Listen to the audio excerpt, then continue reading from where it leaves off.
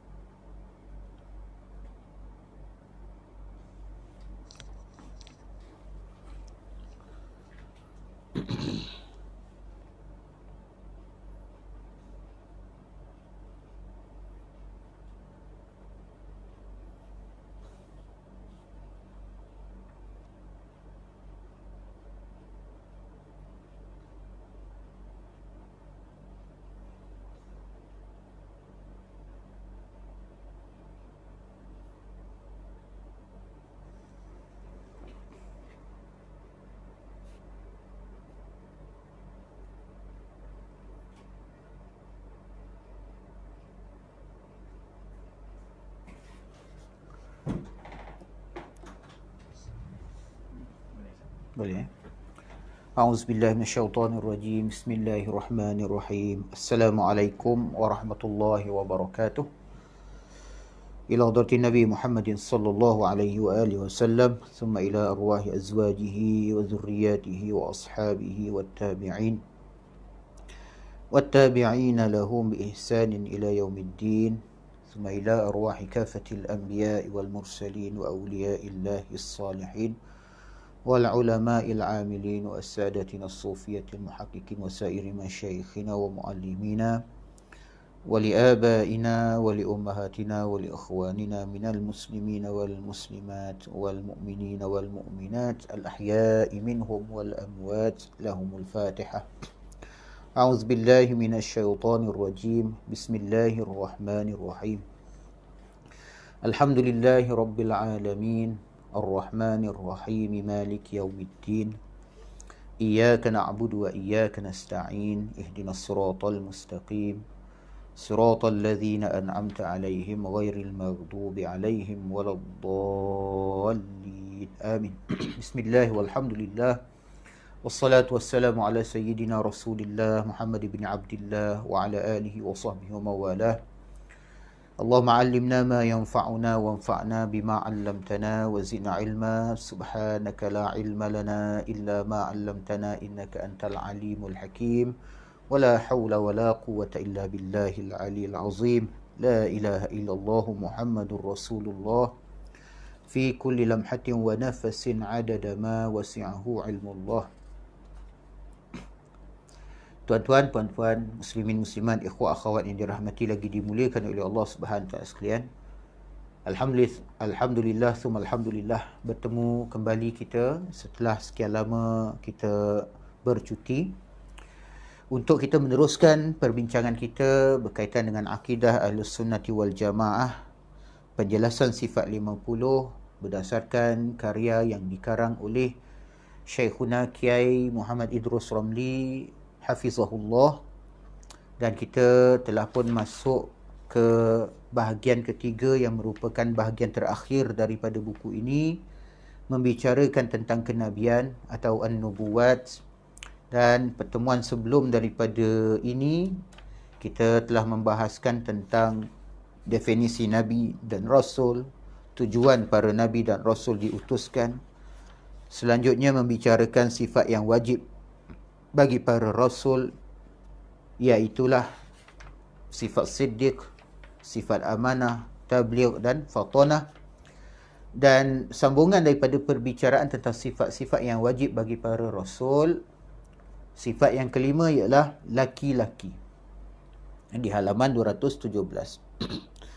Baik, darjat kenabian adalah khusus bagi kaum laki-laki, dan kaum wanita selamanya tidak ada yang menjadi nabi. Jadi tidak ada nabi dari kalangan kaum wanita. Dan nabi-nabi palsu ada. Nabi-nabi palsu ada. Makna bukan nabi sebenar. Nabi palsu ni makna orang yang mendakwa dirinya sebagai nabi sesudah daripada Nabi Muhammad sallallahu alaihi wasallam.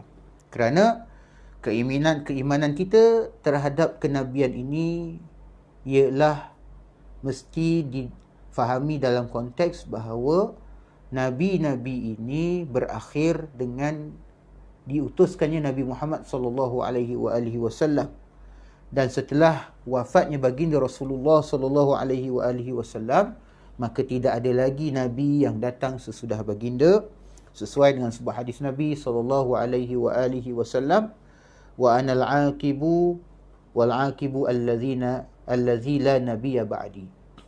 Yang maksudnya aku adalah al-aqib. Al-aqib maksudnya yang penutup, dan maksud penutup itu adalah tidak ada lagi nabi sesudahku. Dan juga berdasarkan kepada firman Allah Subhanahu wa taala yang disebutkan di dalam Al-Quran, ma kana Muhammadun aba ahadin mir rijalikum walakin rasulallahi wa khataman nabiyyin. Tidaklah Sayyiduna Muhammad itu bapa bagi salah seorang lelaki dari kalangan kamu, akan tetapi dia adalah seorang Rasulullah, utusan Allah, dan juga penutup bagi sekalian nabi. Jadi ada nabi-nabi palsu yang datang sesudah baginda. Di antara nabi-nabi palsu tersebut ada seorang wanita yang bernama Sajah. Jadi nabi palsu ada, kalangan wanita ada. Tetapi nabi yang hakiki yang diutuskan benar-benar oleh Allah SWT itu tak ada dari kalangan laki-laki. Dia tak ada dari kalangan perempuan. Setinggi-tinggi darjat bagi kaum wanita ialah mencapai darjat siddiqah. Kan dalam Quran Allah Ta'ala sebut bahawa kedudukan dalam keimanan ini yang paling tinggi adalah an-nabiyyin. Wa may yuti'illaha war rasula fa ulaika ma'al ladzina an'ama Allahu 'alaihim minan nabiyyin. Mana paling tinggi sekali ialah nabiyyin, iaitu para nabi. Kemudian was-siddiqin. Was-siddiqin itu tahap kedua, golongan siddiqin atau golongan yang paling benar imannya, yang sangat kuat dan benar imannya. Kemudian wasyuhada, golongan syuhada yang ketiga, dan selanjutnya was-salihin, orang-orang soleh. Jadi para wanita mendapat peluang untuk menjadi salah satu dari kalangan siddiqin. Contohnya ialah contohnya ialah Sayyidatuna Maryam alaihissalam. Dalam Al-Quran Allah Subhanahu wa taala menjelaskan tentang kedudukan Sayyidatuna Maryam alaihissalam. Disebutkan dalam Al-Quran, mal masih ibnu Maryam illa rasul, mal masih ibnu Maryam illa rasul qad khalat min qablihi rusul wa ummuhu siddiqah. Tidaklah al-Masih ibnu Maryam itu melainkan dia adalah merupakan salah seorang rasul, dan sebelum darinya sudah ada rasul-rasul yang lain diutuskan oleh Allah Subhanahu wa taala, sedangkan ibunya iaitu Sayyidatuna Maryam alaihissalam siddiqah, merupakan seorang yang sangat benar. Jadi Sayyidatuna Maryam menjadi golongan siddiqin, iaitu level kedua selepas daripada darjat para nabi. Jadi keimanan kita berkaitan dengan para nabi, bahawa darjat kenabian adalah khusus bagi kaum laki-laki. Okay. Kaum wanita selamanya tidak ada yang menjadi nabi. Al-Imam An-Nawawi rahmatullah alaihi dalam kitabnya Al-Azkar mengutip pernyataan Imamul Haramain. Imamul Haramain iaitu Al-Imam Abdul Ma'ali Abdul Malik Al-Juwaini, yang merupakan imam kepada Imam Ahlus Sunnah wal Jamaah dan guru kepada Al-Imam Al-Ghazali rahmatullah alaihi. Jadi dalam kitabnya Al-Azkar itu, Imam Nawawi memetik pernyataan Imam Al-Haramain bahawa para ulama telah berijma' bahawa Sayyidah Maryam alaihissalam bukan seorang nabi. Walaupun dalam Al-Quran ada diceritakan bahawa Maryam itu mendapat wahyu daripada malaikat Jibril. Jibril datang dalam rupa seorang lelaki, membawa wahyu daripada Allah Subhanahu wa taala, mahu memberikan kepadanya seorang anak lelaki, sedangkan beliau Sayyidatuna Maryam itu belum berkahwin. Tetapi itu bukan tanda bahawa dia menjadi seorang nabi, kerana selain daripada mendapat wahyu, di sana ada prasyarat-prasyarat lain yang membolehkan seorang itu menjadi nabi. Salah satunya ialah dia adalah lelaki. Jadi Sayyidatuna Maryam seorang perempuan, walaupun dia mendapat wahyu perkhabaran daripada Allah SWT melalui malaikat Jibril, tapi kerana dia seorang perempuan, maka dia adalah bukan Nabi. Al-Imam Al-Hasan Al-Basri radhiyallahu anhu juga menegaskan bahawa tidak ada seorang Nabi dari kaum wanita dan bangsa jin. Allah Subhanahu wa taala berfirman dalam Al-Quran, dalam surah Yusuf ayat 109, وَمَا أَرْسَلْنَا مِنْ قَبْلِكَ إِلَّا رِجَالًا نُوحِي إِلَيْهِمْ مِنْ أَهْلِ الْقُرَى. Yang bermaksud, kami tidak mengutus sebelum kamu, iaitu sebelum Nabi Muhammad SAW, melainkan orang laki-laki yang kami berikan wahyu kepadanya di antara penduduk negeri. Jadi ayat ini dapat kita fahami, menurut para ulama tafsir, menegaskan bahawa para Nabi semuanya adalah laki-laki.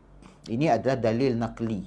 Dalil naqli, makna dalil yang bersumberkan kepada ayat-ayat suci Al-Quran dan hadis Nabi SAW tentang kenabian itu bagi kalangan laki-laki. Sedangkan hikmah, apa hikmah di balik jenis laki-laki dalam darjat kerasulan? Kenapa laki-laki yang diangkat menjadi rasul dan bukan perempuan? Kerana seorang rasul wajib bergaul dengan manusia untuk menyampaikan dakwahnya.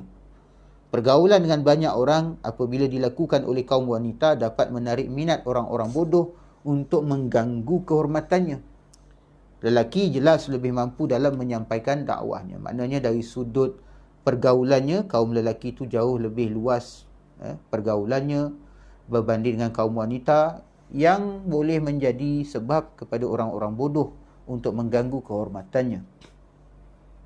Dan aspek-aspek lain lah, banyak lagi aspek-aspek lain, aspek emosi, aspek intelektualnya, pemikirannya, dan aspek kekuatan tenaganya, kewibawaannya. Maka lelaki itu kedudukannya itu lebih lagi berbanding dengan wanita, sesuai dengan apa yang telah dijadikan dan difitrahkan oleh Allah Subhanahu wa taala. Baik, yang kedua, nabi-nabi ni mesti datang dari kalangan manusia. Tidak dari kalangan jin, tidak juga dari kalangan malaikat.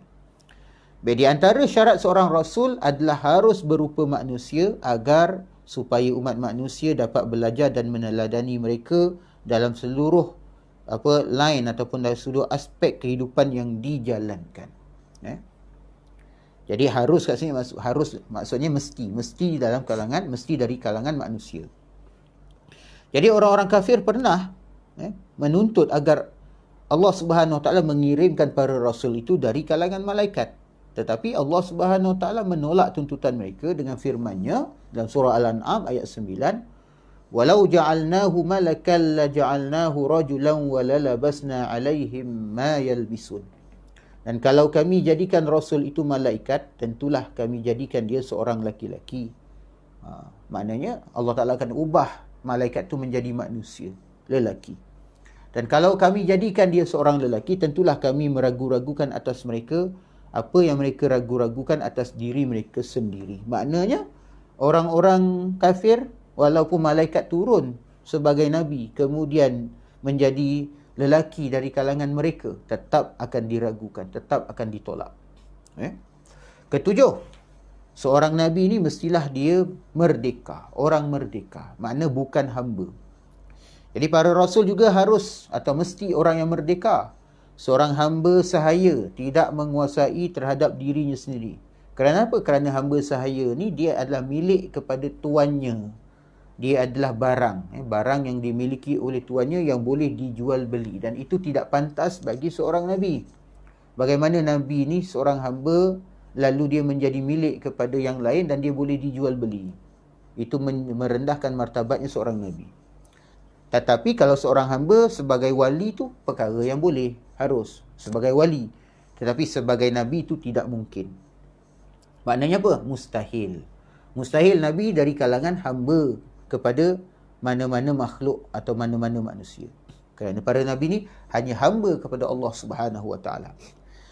Jadi seorang hamba saja tidak menguasai terhadap dirinya sendiri sehingga tidak mungkin memimpin suatu umat.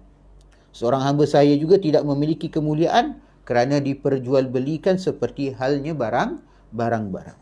Baik. Selanjutnya yang ke-8, sifat yang wajib bagi seorang Nabi dan Rasul itu ialah kesempurnaan akal dan kecerdasan. Ini lanjutan daripada sifat fatanah.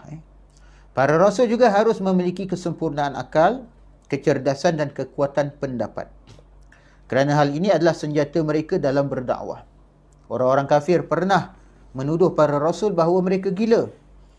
Allah menolak terhadap anggapan mereka dalam beberapa tempat dalam Al-Quran. Antaranya kalau kita lihat dalam surah Al-Qalam ayat kedua, firman Allah Subhanahu wa taala, "Ma anta bi ni'mati rabbika bimajnun." Berkat nikmat Tuhan kamu wahai Muhammad, sekali-kali engkau bukan orang gila. Allah Taala menafikan sifat majnun atau sifat gila tu daripada Nabi Muhammad SAW dan sekalian Nabi. Jadi bagaimana mungkin seorang Nabi itu gila sedangkan dia mahu menyampaikan mesej daripada Allah Subhanahu wa taala serta memimpin umat. Kemudian yang ke-9, kesempurnaan fizik. Okey, para rasul harus manusia yang paling sempurna fiziknya dibandingkan orang-orang yang hidup semasa dengan mereka. Allah Subhanahu wa taala berfirman dalam Al-Quran, "Wa kullam faddalna 'alal 'alamin." Surah Al-An'am ayat 86 yang bermaksud masing-masing kami lebihkan darjatnya di atas umat di masanya. Jadi ayat di atas menegaskan bahawa para rasul adalah hamba-hamba Allah yang paling utama pada masa mereka. Mereka lebih sempurna daripada manusia biasa dalam secara lahiriah seperti dari sudut ketampanan. Maka para nabi ini adalah manusia-manusia yang paling tampan dibandingkan dengan yang semasa dengannya. Dari sudut kekuatan, maka para nabi ini juga adalah yang paling kuat di antara manusia yang semasa dengannya. Dan juga dari sudut daya tarik fizik, dari sudut wibawa, pesona, maka mereka ni jauh lebih berwibawa dan mempunyai pesona atau daya tarik fizik yang lebih mengatasi daripada manusia biasa. Mahupun secara batin, kalau dari sudut keimanan, maka sudah pasti keimanan mereka itu mengatasi daripada yang lain-lain, kebersihan hati, kesucian minda, keluhuran budaya, budi pekerti, akhlak mereka, maka mereka adalah yang terbaik dan paling sempurna. Para rasul pasti seorang yang wajahnya paling tampan. Jadi Rasulullah SAW bersabda, "Ma ba'athallahu nabiyyan illa hasanal wajhi, hasanas sauti, wa kana nabiyyukum ahsanahum wajhan wa ahsanahum sautan." Allah tidak mengutus seorang Nabi kecuali seseorang yang tampan wajahnya dan bagus suaranya. Dan Nabi SAW, maknanya Nabi kalian, iaitu Nabi Muhammad SAW, adalah orang yang paling tampan wajahnya dan paling bagus suaranya di antara mereka. Maknanya apa? Berdasarkan hadis ini yang diriwayatkan oleh, yang dinyatakan oleh Al-Hafiz Ibn Hajar di dalam kitabnya Fathul Bari, jelas bahawa Nabi Muhammad SAW itu adalah paling tampan wajahnya mengatasi Nabi Yusuf AS. Bahkan dari sudut suaranya, maka suara baginda itu jauh lebih merdu mengatasi suaranya Nabi Daud AS. Cuma ketampanan wajah Rasulullah SAW itu sengaja dihijab oleh Allah Subhanahu wa taala. Sengaja dihijab oleh Allah Subhanahu wa taala. Tetapi yang sebenarnya paling tampan itu adalah diri Rasulullah SAW, sabit berdasarkan hadis Nabi yang kita bacakan sebentar tadi. Al-Imam Ibn Hajar Al-Haythami berkata, rahimahullah, "Wa rasulu minal bashari zakarun hurrun akmalu mu'asirihi ghairil anbiya'i aqlan wa fitnatan wa quwata ra'yin wa khalqan bil fathi." Khalqan bil fathi maksudnya kha tu dengan huruf baris atas. Jadi Rasul dari manusia adalah seorang laki-laki yang merdeka. Merdeka, maknanya bukan hamba. Dan paling sempurna pada masanya. Selain daripada para Nabi. Paling sempurna berbanding dengan manusia-manusia yang lain dalam hal akal, kecerdasan, kekuatan pendapat dan bentuk fizik. Ini dinyatakan dalam kitab Tuhfatul Muhtaj, syarah bagi Minhajul Talibin karangan Ibnu Hajar Al-Haythami. Begitu juga ada dipetik oleh Imam Al-Laqani dalam Hidayatul Murid di Jauharatit Tauhid. Baik, yang ke-10, sifat yang wajib bagi para Nabi inilah bebas dari hal-hal yang tidak disukai. Para Rasul juga wajib terbebas dari hal-hal yang menyebabkan orang lain tidak menyukai mereka. Misalnya, Dari segi nasab, ayahnya seorang yang hina, sedangkan ibunya pernah berselingkuh. Jadi dari sudut ini, mustahil bagi para Nabi datang daripada jenis macam ni. Mana perkara yang tidak disukai. Contohnya, yang tidak disukai apa? Contoh dari segi nasab, yang tidak disukai apa? Ayahnya seorang yang hina. Bukan daripada orang yang mulia. Bukan daripada keturunan yang mulia. Jadi, wajib bagi para Nabi ini dari sudut nasab berasal daripada keturunan yang mulia. Kemudian, ibunya, contohnya perkara yang tidak disukai dari sudut nasab, mana ibunya pernah berselingkuh. Mustahil bagi para Nabi daripada nak garis nasabnya, ibunya pula pernah berselingkuh atau berbuat perbuatan yang mungkar. Sebab tu Nabi SAW sendiri pun menyebutkan dalam satu hadisnya bahawa bahawa Nabi Muhammad SAW ini datang daripada jalur nikah yang syar'i, jalur nikah yang sah. Tidak ada di antara keluarga atau keturunan Rasulullah SAW yang datang melalui hasil perzinaan. Waliyazubillah. Jadi mereka itu semua datang daripada garis nasab yang mulia, melalui jalan yang mulia, yang benar. Kemudian dari segi kepribadian, memiliki watak yang keras dan kasar contohnya tidak disukai. Jadi para Nabi dia tidak berwatak keras dan tidak berwatak kasar. Iaitu sesuatu yang tidak disukai. Dari segi fizik, memiliki penyakit yang menjijikkan contohnya seperti lepra, belang dan sebagainya. Penyakit-penyakit yang menyebabkan manusia menjauhkan diri. Jadi dari segi tingkah laku, memiliki hal-hal yang merosak harga diri. Ini mustahil bagi para Nabi. Seperti makan sambil berjalan. Ini tak pantas bagi Nabi. Profesi yang rendah, makna kalau bekerja, makna jawatannya tu pekerjaannya pekerjaan yang rendah lah, seperti jadi tukang bekam. Tukang bekam. Dan semua hal yang dapat merosak nama baik mereka dalam menunaikan syariat dan penerimaan umat. Jadi Allah SWT mengutus para Rasul sebagai hujah kepada umat manusia dengan apa yang mereka dengar dan mereka lihat dari seorang Rasul dan Nabi. Apabila para Rasul ditimpa penyakit yang menjijikkan, bagaimana mungkin mereka akan mendengarkan dan berkumpul dengan mereka? Bagaimana mereka nak bergaul dengan Nabi? Bagaimana mereka nak mendekati Nabi? Kalau ada sifat-sifat yang mencemarkan kemuliaan mereka. Kerana itu para ulama menolak riwayat-riwayat Bani Israiliyat yang menceritakan tentang sebahagian Rasul ditimpa penyakit yang sangat menjijikkan. Sebagai contoh seperti kisahnya Nabi Ayub AS yang banyak tersebar dalam kalangan masyarakat kita. Yang hakikatnya cerita tentang penyakit yang menjijikkan menimpa Nabi Ayub itu adalah daripada sumber Israiliyat. Ya, Nabi Ayub itu ditimpa penyakit, tapi bukan penyakit yang menjijikkan seperti yang diceritakan, yang dikhabarkan dan didengar oleh orang ramai, kerana itu adalah sumber Israiliyat. Memang sebagai manusia, suatu saat para Nabi juga ditimpa penyakit. Nabi Muhammad SAW juga pernah ditimpa penyakit. Tetapi bukan penyakit yang menyebabkan masyarakat jijik kepada baginda. Baik. Kemudian yang wajib juga pada para Nabi ialah kemaksuman. Kemaksuman para Rasul. Di antara keistimewaan para Nabi dan Rasul daripada manusia lainnya adalah kemaksuman. Apa maksud kemaksuman? Maksum ini daripada kalimah ismah. Ismah ni maksudnya terjaga. Jadi kemaksuman artinya keterjagaan dan jauhnya mereka dari terjerumus dalam kekufuran, kesyirikan, daripada melakukan dosa-dosa besar dan dosa-dosa kecil yang mengandungi kehinaan dan kerendahan. Menjauhi hal-hal yang merosak harga diri atau menodai kemuliaan. Baik sebelum menjadi Nabi maupun setelah menjadi Nabi. Jadi para Nabi dan Rasul adalah manusia yang paling sempurna dari segi fizik, paling suci amal perbuatannya, paling bersih jiwanya dan paling harum perilakunya. Mereka adalah suri tauladan seluruh manusia. Kerana itu Allah memerintahkan kita agar meneladani dan mengikuti jejak mereka dan budi pekerti dalam seluruh langkah kehidupan.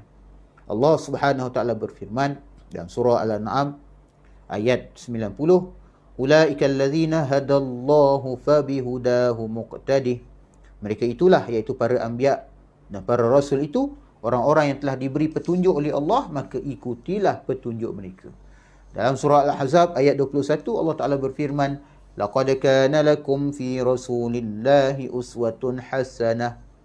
Sesungguhnya telah ada pada diri baginda Rasulullah SAW itu suri tauladan, uswatun hasanah, yang baik bagimu. Baik, selanjutnya kita bicarakan pula sifat yang jaiz bagi para rasul. Kerana bila kita dah bincang sifat yang wajib bagi para rasul, maka dengan sendirinya kita menolak segala yang mustahil bagi para nabi yang berlawanan dengan sifat-sifat yang wajib bagi mereka. Baik, apakah dia sifat jaiz atau sifat yang harus bagi para rasul? Sebagai manusia, para rasul juga memiliki sifat jaiz, iaitu sesuatu yang boleh terjadi pada mereka. Okey.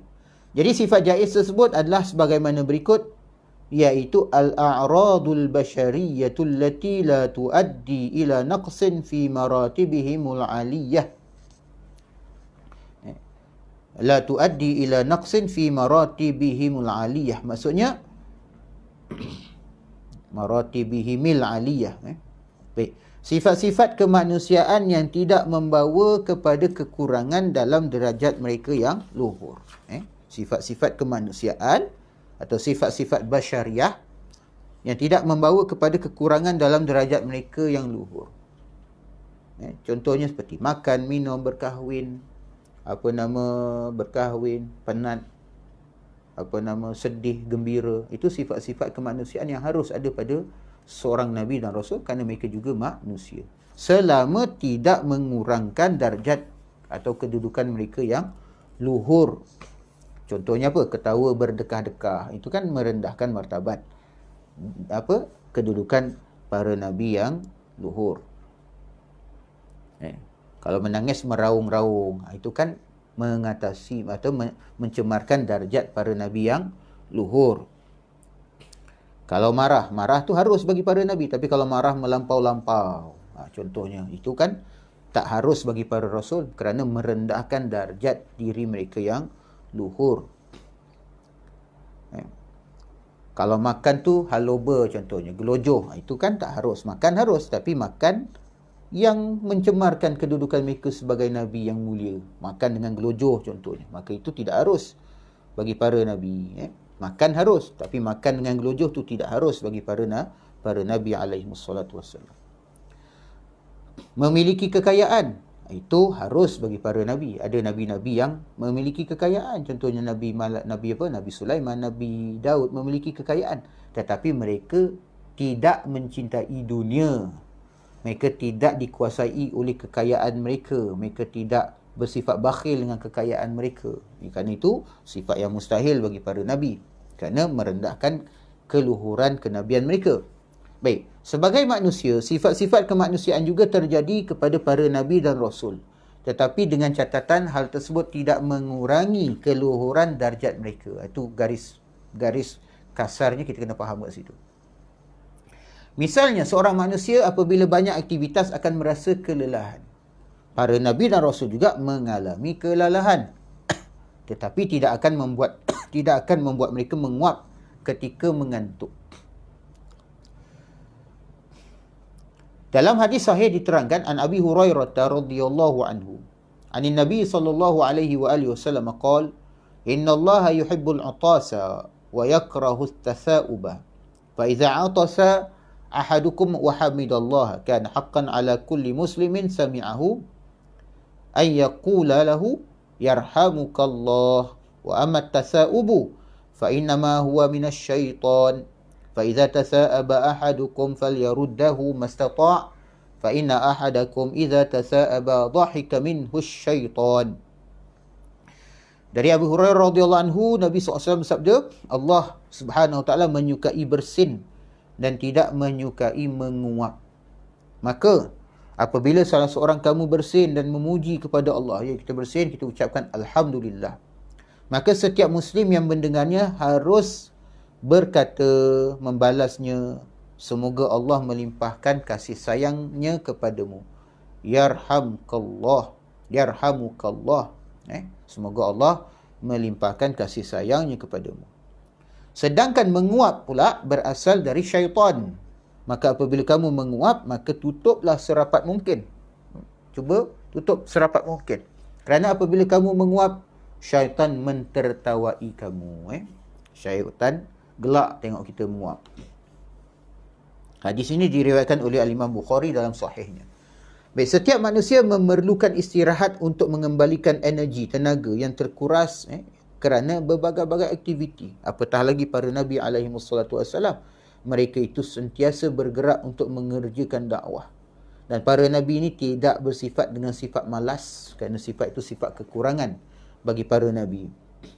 Dan Nabi ini sentiasa cergas dalam melakukan kerjanya, tapi sebagai manusia pasti akan ada satu tahap di mana mereka perlu kepada rehat untuk mengembalikan energi.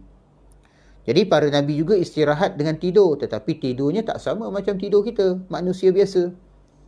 Kalau manusia biasa ketika tidur, maka seluruh anggota badannya juga tidur.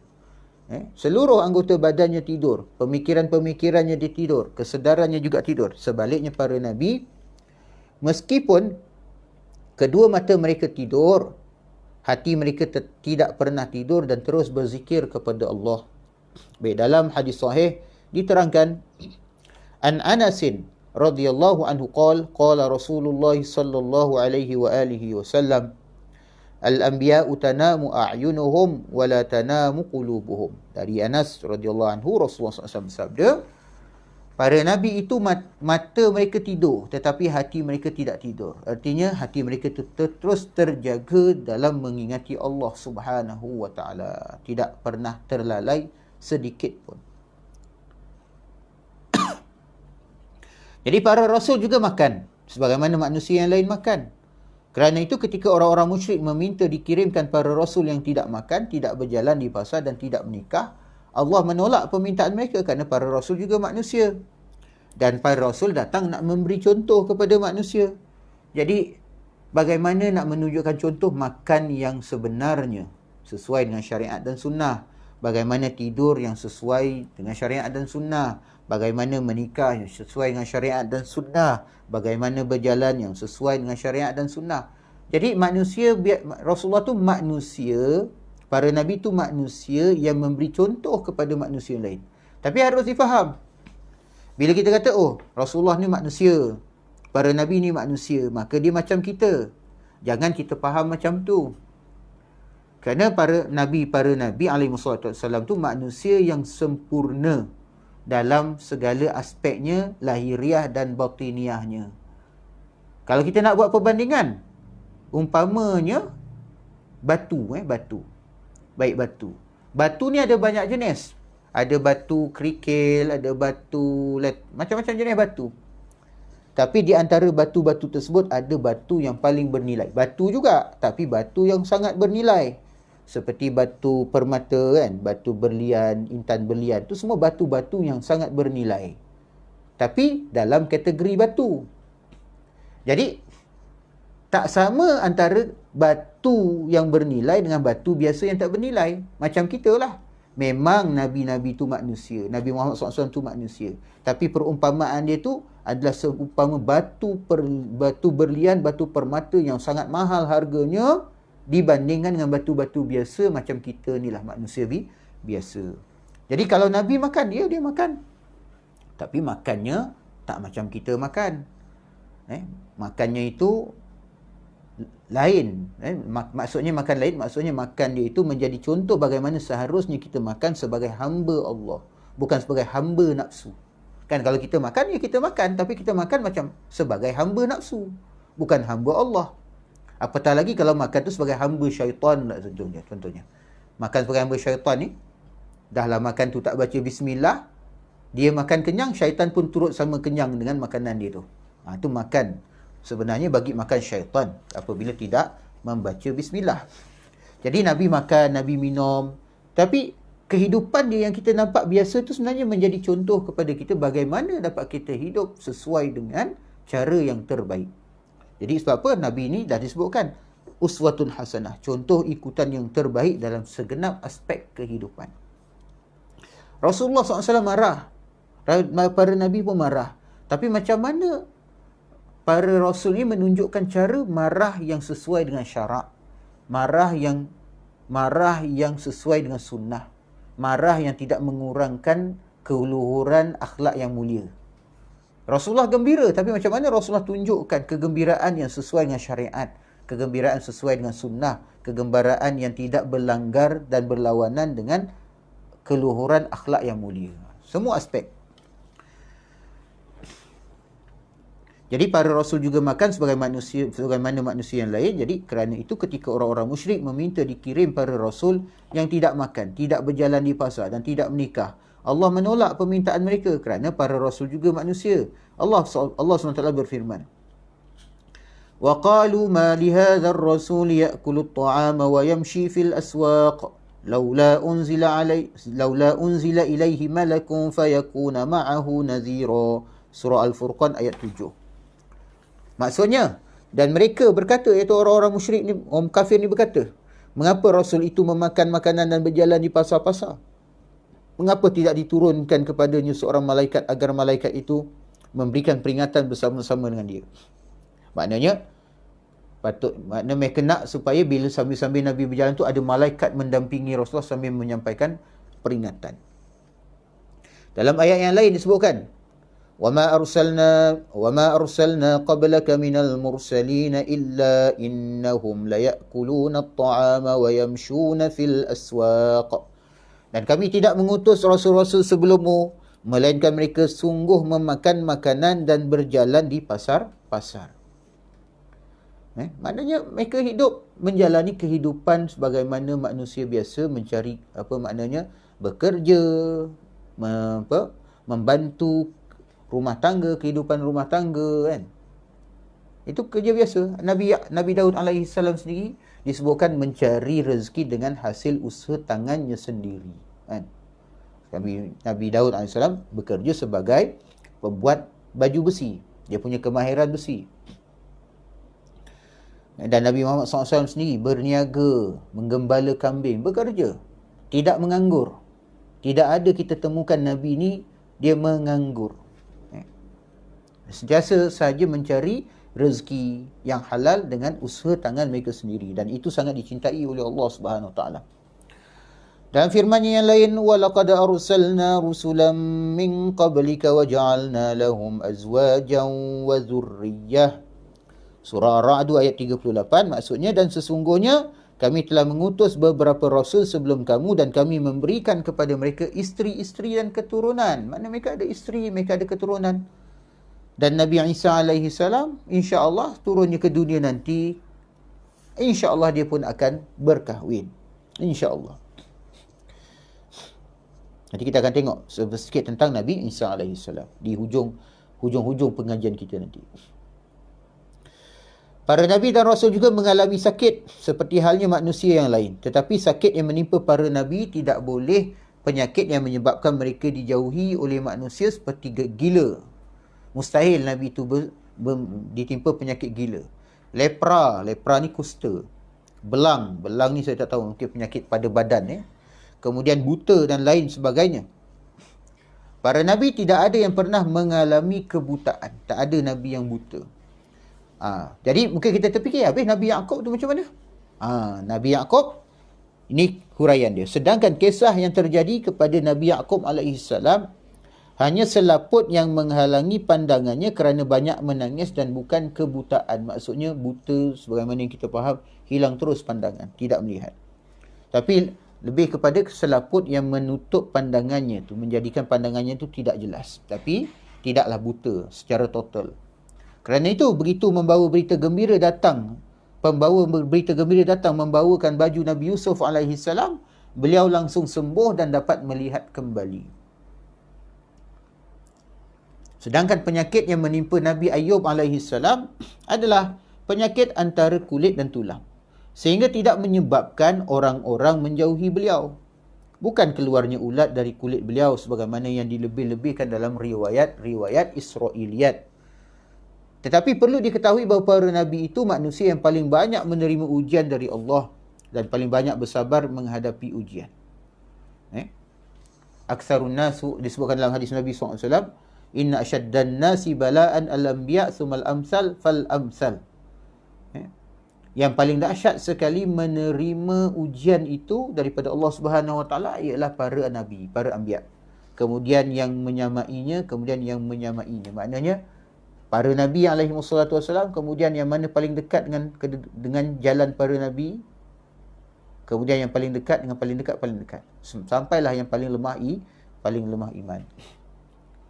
Kerana itu kalau kita lihat Nabi SAW apabila mengalami demam, maka 2 kali lipat demam yang dirasakan oleh laki-laki biasa. Kan? Kerana darjat Nabi SAW lebih tinggi, kesabarannya lebih kuat dan keredaannya menerima ketentuan Allah lebih kuat daripada yang lain. Rasa sakit pada fizik yang dialami para Nabi lebih dahsyat daripada yang dialami oleh orang biasa untuk menambahkan lagi darjat mereka dan juga sesuai dengan kedudukan iman mereka yang luar biasa. Sebagaimana hadis yang kita sebutkan tadi. Kemudian jumlah para Nabi dan Rasul. Di dalam Al-Quran tidak ada keterangan tentang jumlah yang pasti para Nabi dan Rasul. Tetapi dalam sebahagian hadis dijelaskan bahawa jumlah para Nabi mencapai 114,000 atau 124,000. Berbeza-beza riwayat. Sedangkan jumlah para Rasul ialah 313 atau 315 orang menurut riwayat-riwayat yang berbeza. Hanya saja dari sekian banyak para Nabi dan Rasul, ada 20 orang Nabi dan Rasul yang wajib diimani secara pasti kerana nama-nama mereka disebutkan dalam Al-Quran. Iaitulah mereka itu Nabi Adam, Nabi Idris, Nabi Nuh, Nabi Hud, Nabi Saleh, Nabi Ibrahim, Nabi Lut, Nabi Ismail, Nabi Ilyasa, Nabi Zulkifli, Nabi Ilyas, Nabi Yunus, Nabi Ishaq, Nabi Yaqub, Nabi Yusuf, Nabi Shu'aib, Nabi Musa, Nabi Harun, Nabi Daud, Nabi Sulaiman, Nabi Ayub, Nabi Zakaria, Nabi Yahya, Nabi Isa, Nabi Muhammad alaihi wa alaihimussalat wassalam. Itulah 25 orang Rasul yang wajib kita imani secara tafsil. Dan dalam beriman kepada Rasul-Rasul ni, kita tidak boleh mengingkari salah seorang daripada mereka atau beberapa orang daripada mereka. Kalau sudah dikata saya beriman dengan Nabi Muhammad SAW, saya mencintai Nabi Muhammad SAW, saya melaksanakan semua sunnah Nabi Muhammad SAW, tetapi saya tidak suka dengan Nabi sekian, contohnya saya mengingkari Nabi si fulan, maka batallah imannya, kufurlah dia, walau macam mana kuat dia ikut sunnah Nabi Muhammad SAW. Kerana implikasi kita dalam mengimani Nabi Muhammad SAW itu ialah kita mengakui Nabi-Nabi yang pernah diutuskan oleh Allah Ta'ala sebelum daripada baginda. Kerana amana rasulu bima unzila ilaihi min rabbihi wal mu'minun kullun amana billahi wa malaikatihi wa kutubihi wa rusulih la nufarriqu baina ahadim min rusulih. Jadi Nabi Muhammad sendiri beriman dengan Allah dan juga dengan dengan semua rukun-rukun iman tu. Beriman amana rasulu bima unzila ilaihi min rabbih, Nabi beriman dengan apa yang telah diturunkan kepadanya. Dan begitu juga para mukminin beriman dengan hal yang tersebut juga. Dan Nabi Muhammad dan juga orang beriman tu wajiblah ia beriman dengan Allah, dengan dengan para malaikat, dengan kitab-kitabnya, dengan para rasulnya, dengan hari akhirat. Dan sekali-kali mereka tidak membeza-bezakan di antara para Nabi dan Rasul. Jadi bagi kita orang mukmin, kita tidak membeza-bezakan di antara para Rasul. Dalam keimanan, wajib kita mengimani semua. Jangan jadi macam orang Yahudi. Orang Yahudi dia beriman sebahagian tapi memusuhi sebahagian. Begitu juga orang Kristian, beriman dengan sebahagian tetapi menolak sebahagian. Kemudian kerasulan Nabi Adam AS. Di antara isu yang dibahaskan di bawah topik nubuat ni, adakah Nabi Adam AS ni termasuk salah seorang Nabi dan Rasul? Baik. Nabi Adam AS termasuk salah satu Nabi yang namanya disebutkan dalam Al-Quran. Berdasarkan ijma' ulama', Nabi Adam AS juga merupakan seorang Rasul. Akan tetapi kaum Wahabi dewasa ini, mana kaum Wahabi yang ada hari ini, sebahagian daripada mereka itu beranggapan bahawa Nabi Adam hanya seorang Nabi dan bukan Rasul. Jadi isu dia bukan status Nabi Adam tu Nabi. Tetapi adakah Nabi Adam ni selain daripada seorang Nabi, dia juga adalah seorang Rasul. Maka bagi kita, Ahlussunnah wal Jamaah, berdasarkan kepada ijma' ulama' bahawa Nabi Adam itu bukan saja seorang Nabi, tetapi juga adalah seorang Rasul. Berbeza dengan kaum Wahabi yang menganggap bahawa Nabi Adam itu hanya seorang Nabi dan bukan Rasul. Oleh kerana itu, di sini akan dihuraikan dalil-dalil bahawa Nabi Adam juga adalah seorang Rasul. Hal ini perlu dijelaskan kerana meyakini kerasulan seorang Rasul, hukumnya wajib. Sedangkan mengingkari kerasulan seorang Rasul itu hukumnya kufur dan keluar dari Islam. Wa'niyazubillah. Dan dalam Al-Quran terdapat beberapa ayat yang menjadi dalil kerasulan Nabi Adam AS. Di antara dalil-dalil naqli bagi kerasulan Nabi Adam AS, mana dalil yang bersumberkan daripada Al-Quran dan Sunnah. Pertama ialah firman Allah Ta'ala dalam Al-Quran, surah Al-Baqarah ayat 254, di mana Allah SWT berfirman, Tilkar rusulu faddalna ba'dahum ala ba'd, minhum man kallama Allah wa rafa'a ba'dahum darajat. Rasul-rasul itu kami lebihkan sebahagian dari mereka atas sebahagian yang lain.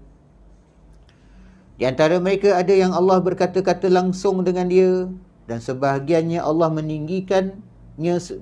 meninggikannya beberapa darjat. Dalam ayat di atas, Allah menjelaskan tentang para rasul dengan bentuk isyarat dengan kalimat tilkar rusulu. Tilkar rusulu. Rasul-rasul itu. Kerana apa? Kalimat ataupun ungkapan tilkar rusulu tu merujuk kepada suatu isyarat daripada Allah Ta'ala tentang perkara-perkara yang diceritakan sebelum ayat ni. Sebelum ayat tilkar rusul faddalna ba'dahum ala ba'd, ada cerita-cerita tentang para nabi dan rasul. Iaitulah disebutkan di sini, menunjukkan ada rasul-rasul yang disebutkan dalam ayat-ayat sebelumnya dalam surah Al-Baqarah, iaitu Nabi Adam, Nabi Musa, Nabi Ibrahim, Nabi Ismail, Nabi Ishaq, Yaqub dan Daud alaihimussalatu wassalam. Setelah habis cerita-cerita tu, Allah Ta'ala simpulkan di ujung tu, tilkar rusulu faddalna ba'dahum ala ba'd. Yang demikian itu, mereka itu adalah rasul-rasul. Siapa mereka itu? Dalam Quran mula dengan kisah Nabi Adam. Kemudian Nabi Musa, Ibrahim, Ismail, Ishaq, Yaqub, Daud. Maka Allah Ta'ala kata, rasul-rasul itu. Jadi, ayat tu jelas Allah Ta'ala guna kalimat ar-rusulu. Rusul ni jamak ataupun plural daripada kalimat rasul alaihi wassalatu wassalam. Dalil kedua, Allah SWT juga berfirman, minhum man kallama Allah, surah Al-Baqarah ayat 254. Di antara mereka ada yang Allah berkata-kata atau berfirman langsung dengan dia.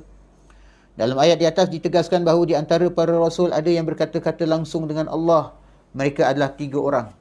Yang pertama, Nabi Adam AS, ketika Allah mengajarkan nama-nama segala sesuatu kepadanya, menyampaikan perintah dan larangan kepada beliau tanpa melalui perantara, sebagaimana akan dijelaskan dalam hadis berikut. Kemudian, Nabi Musa AS diterangkan dalam firman Allah Ta'ala surah An-Nisa ayat 164, wa kallamallahu Musa taklima, dan Allah telah berbicara kepada Musa dengan langsung. Yang ketiga ialah Nabi Muhammad SAW yang berbicara langsung dengan Allah pada malam Mi'raj.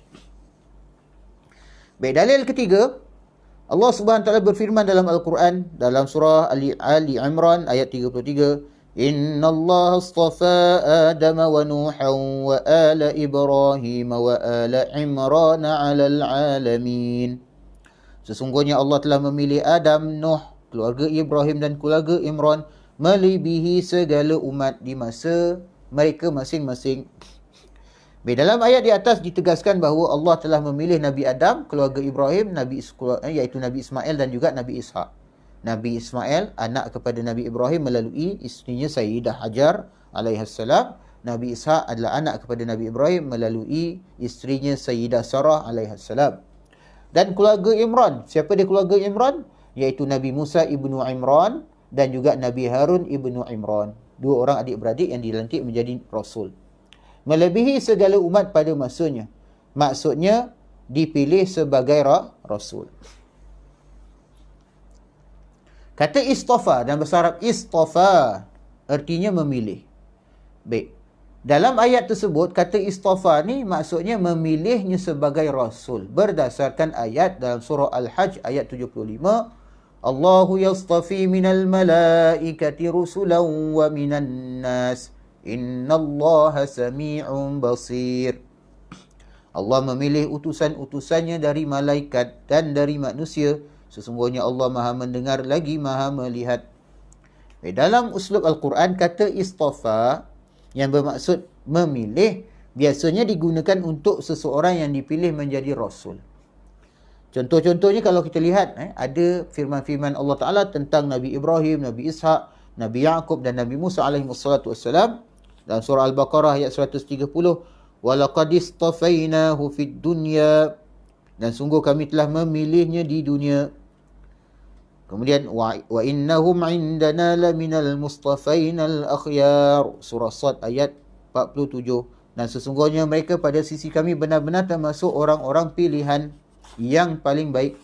Kemudian qala ya Musa inni istafaituka 'alan nasi bi risalati wa bi kalami, surah Al-A'raf ayat 144. Maksudnya Allah berfirman, hai Musa, sesungguhnya aku memilih, iaitu melebihkan kamu dari manusia yang lain di masamu untuk membawa risalahku dan untuk berbicara langsung denganku. Jadi ayat-ayat di atas menjelaskan tentang pilihan Allah kepada Nabi Ibrahim. Dalam surah Al-Baqarah ayat 130, dalam surah Sad ayat 47, kemudian pilihan Allah ke atas Nabi Ishaq dan Nabi Yaqub dalam surah Sad ayat 47, dan ke atas Nabi Musa alaihissalam dalam surah Al-A'raf ayat 144 sebagai Rasul alaihimussalatu wassalam. Jadi kata memilih dari Allah dalam Al-Quran selalu identik dengan kerasulan, kecuali pilihan kepada Maryam. Dan dalam Al-Quran Allah Subhanahu Wa Taala ada sebut tentang Innallaha astafaki wa tahharaki ala nisa'il alamin. Sesungguhnya Allah telah memilihmu wahai Maryam dan mensucikanmu wahai Maryam di atas ataupun berbanding di atas sekalian wanita-wanita di dalam dunia ini. Jadi kalimat istafaki itu ditujukan kepada Maryam bukan dengan makna melantik Sayyidah Maryam itu sebagai nabi dan ataupun rasul, tetapi dijelaskan dalam ayat lain dalam surah Al-Maidah, iaitu dipilih menduduki darjat siddiqah. Dalam ayat Quran yang saya bacakan tadi, mal masih ibnu maryam illa rasul qad khalat min qablihi rusul wa ummuhu siddiqah. Dan surah Al-Maidah ayat 72, tidaklah Al-Masih, iaitu Isa ibnu Maryam itu melainkan seorang rasul yang telah datang sebelumnya rasul-rasul yang lain, sedangkan ibunya iaitu Sayyidah Maryam alaihissalam siddiqah, telah dipilih oleh Allah SWT sebagai seorang siddiqah dan bukan darjat kerasulan. Itu harus kita faham. Kemudian dalil yang keempat, Allah SWT berfirman tentang dua putera Nabi Adam alaihissalam. وَاتْلُ عَلَيْهِمْ نَبَأَ ابْنَيْ آدَمَ بِالْحَقِّ إِذْ قَرَّبَا قُرْبَانًا فَتُقُبِّلَ مِنْ أَحَدِهِمَا وَلَمْ يُتَقَبَّلْ مِنَ الْآخَرِ قَالَ لَأَقْتُلَنَّكَ قَالَ إِنَّمَا يَتَقَبَّلُ اللَّهُ مِنَ الْمُتَّقِينَ لَئِنْ بَسَطْتَ إِلَيَّ يَدَكَ لِتَقْتُلَنِي مَا أَنَا بِبَاسِطٍ يَدِيَ إِلَيْكَ لِأَقْتُلَكَ Inni akhafullaha rabbal alamin. Surah Al-Maidah ayat 27 hingga 28. Ceritakanlah kepada mereka kisah kedua putera Adam iaitu Habil dan Qabil menurut yang sebenarnya. Ketika keduanya mempersembahkan korban, maka diterima dari salah seorang dari mereka berdua, Habil, dan tidak diterima dari yang lain iaitu Qabil. Lalu ia berkata, iaitu Qabil kata, aku pasti membunuhmu. Maka berkata pula Habil, sesungguhnya Allah hanya menerima korban dari orang-orang yang bertakwa. Sungguh kalau kamu menggerakkan tanganmu kepadaku untuk membunuhku, aku sekali-kali tidak akan menggerakkan tanganku kepadamu untuk membunuhmu. Sesungguhnya aku takut kepada Allah, Tuhan seru sekalian alam. Baik, dua ayat di atas membicarakan tentang beberapa hukum syarak, iaitu pertama, hukum syarak pertama mempersembahkan korban. Yang kedua, korban diterima dari salah satu di antara kedua putera Nabi Adam alaihissalam. Kemudian, korban hanya diterima dari orang-orang yang bertakwa. Dan keempat, doa orang yang membunuh. Dosa orang yang membunuh. Selanjutnya yang kelima, takut pada Allah Tuhan semesta alam. Dan keenam, orang-orang yang zalim akan menjadi penghuni neraka. Baik, keenam-enam hukum di atas hanya dapat diketahui melalui perantaraan seorang Rasul. Rasul pada saat itu adalah Nabi Adam alaihissalam dan tidak ada lagi yang lain. Jadi Nabi Adam tentu sahaja dia menyampaikan menyampaikan hukum-hukum yang diwahyukan oleh Allah Ta'ala kepadanya untuk diamalkan oleh baginda, isteri baginda dan anak-anak baginda. Kerana kita dah tahu, dah takrif seorang rasul, seorang yang diberi wahyu, seorang lelaki yang diberi wahyu oleh Allah Subhanahu Taala dan diperintahkan untuk menyampaikannya kepada orang lain. Jadi kalaulah Nabi Adam tu hanya seorang nabi, maka dia hanya amal seorang dia saja. Maka dia tak ada keperluan untuk disampaikan kepada anak isteri dia. Tapi sebaliknya yang berlaku apa? Anak isterinya tahu hukum hakam Allah Ta'ala ni. Habil, Qabil tahu hukum hakam Allah Ta'ala ni. Daripada siapa dia dapat tahu? Daripada Adam AS. Artinya apa? Artinya Adam AS merupakan seorang rasul yang berkewajipan menyampaikan risalah Allah Ta'ala kepada anak-anak keturunannya dan isterinya. Sedangkan dalil-dalil hadis tentang kerasulan Nabi Adam AS adalah sebagaimana berikut. Antara lain hadis daripada Abi Sa'id Al-Khudri radhiyallahu anhu. Disebutkan di sini, an Abi Sa'id radhiyallahu anhu qala Rasulullah sallallahu alaihi wa alihi wasallam, ana sayyidu waladi Adam yaumal qiyamati wala fakhr wa bi yadi liwa'ul hamdi wala fakhr. وَمَا مِنْ نَبِيٍّ يَوْمَئِذٍ آدَمَ فَمَنْ سِوَاهُ إِلَّا تَحْتَ لِوَائِي. Dari Abu Sa'id radhiyallahu anhu, Abu Sa'id Al-Khudri. Rasulullah SAW bersabda, sallallahu alaihi wasallam bersabda, aku penghulu anak Adam, anak cucu Adam pada hari kiamat, aku tidak membanggakan diri. Nabi SAW bila menyatakan itu bukan kerana dengan sifat bangga diri, kerana itu sifat mazmumah yang tidak mungkin ada pada diri seorang Nabi. Tetapi digambarkan itu sebagai pernyataan rasa syukur. Wa amma bi ni'mati rabbika fahadis. Jadi Nabi pun diperintahkan, adapun nikmat-nikmat Tuhanmu hendaklah kau khabarkan, ceritakan, beritahukan. Dan salah satu daripada nikmat dan kelebihan yang Allah Ta'ala berikan kepada Nabi Muhammad sallallahu alaihi wasallam ialah Nabi itu menjadi sayyidu waladi Adam, penghulu bagi sekalian anak cucu Adam nanti di hari kiamat. Dan pernyataan itu sebagai menyatakan rasa syukur, bukan kerana membangga-banggakan diri atau menyombongkan diri. Wal'iyazubillah, jauh Rasulullah daripada sifat tersebut. Hanya di tanganku bendera pujian, aku tidak membanggakan diri. Pada hari itu tidak ada seorang Nabi, baik Nabi Adam maupun yang lainnya, kecuali berada di bawah benderaku. Dan apa yang Nabi SAW sampaikan ini ialah satu kewajipan untuk menyatakan kedudukan baginda serta hak yang ada pada diri baginda. Kalau Nabi SAW tidak menyatakan hal tersebut, nanti umat dia tak tahu kedudukan Rasulullah SAW.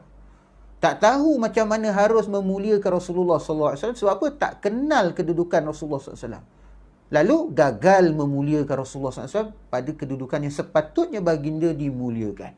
Sampai bila jumpa nama Nabi Muhammad, sebut Muhammad, Muhammad, Muhammad gitu je. Sedangkan kita wajib memuliakan dia. Maka dengan kita menyebutkan Sayyiduna Muhammad ta'adduban, beradab dengan baginda Rasulullah sallallahu alaihi wasallam. Kalau disebut nama Muhammad tu, mana sebut dengan rasa memuliakan. Walaupun mungkin tak tersebut Sayyidina, tapi sebut Muhammad tu dengan rasa memuliakan. Sehingga pernah berlaku di zaman Sayyidina Umar bin Khattab radhiyallahu anhu, ada seorang lelaki namanya Muhammad. Seorang lelaki namanya Muhammad, macam kita hari ni berapa ramai orang bernama Muhammad. Saya pun nama Muhammad Nasir. Ustaz Fahmi namanya Fahmi bin Muhammad Amin. Ayahnya Muhammad Amin. Dan Muhammad ni nama yang diambil sebagai tabarukan dan mengharapkan syafaat daripada baginda Rasulullah sallallahu alaihi wasallam. Di zaman Sayyidina Umar tu ada seorang yang bernama Muhammad, tapi ada kawan dia ni tok cakap benda-benda yang tak elok. Kutuk-kutuklah kawan yang bernama Muhammad ini.